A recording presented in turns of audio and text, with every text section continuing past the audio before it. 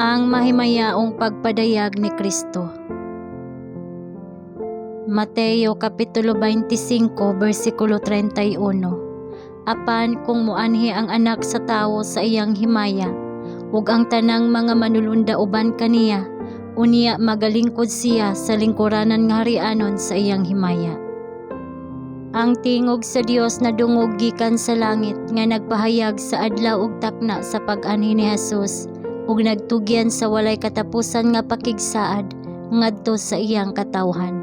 Sama sa labing kusog nga dalugdog, ang iyang mga pulong miligid sa tibok yuta. Ang Israel sa Dios nagatindog nga nagapamati, uban ang ilang mga mata nga gitutok sa itaas, ang ilang mga panagway gihayagan sa iyang himaya. Sa wala madugay, mitungha sa sidlakan ang usa ka gamay nga itom nga panganod, mga katunga sa gidak-on sa kamot sa usa ka tawo. Ang katawhan sa Dios nahibalo nga kini mao ang ilhanan sa anak sa tawo. Diha sa sulimni nga kahilom, sila nagtan-aw niini, samtang kini nagpaduol sa yuta nga nahimong mas hayag ug labaw nga mahimayaon. Hangtod nga kini usa ka dakong panganod nga maputi. Ang iyang tungtunganan usa ka himaya sama sa nagaut-ut nga kalayo, ug sa ibabaw niini ang balangaw sa pakigsaad. Si Jesus nagsakay ingon nga usa ka gamhanang mananaog, uban sa mga awit sa langitnon nga melodiya. Ang balaang mga manulunda, usa ka dako, dili maihap nga panon, naguban kaniya sa iyang dalan.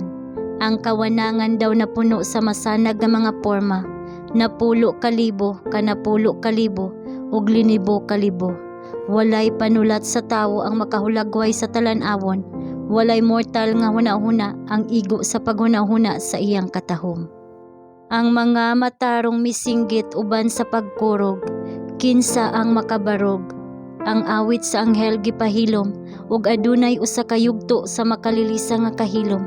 Unya ang tingog ni Jesus na dungog nga nag-ingon, ang akong grasya igo alang kaninyo. Ang mga nawong sa mga matarong misiga, ug ang kalipay ni puno sa matag kasing-kasing.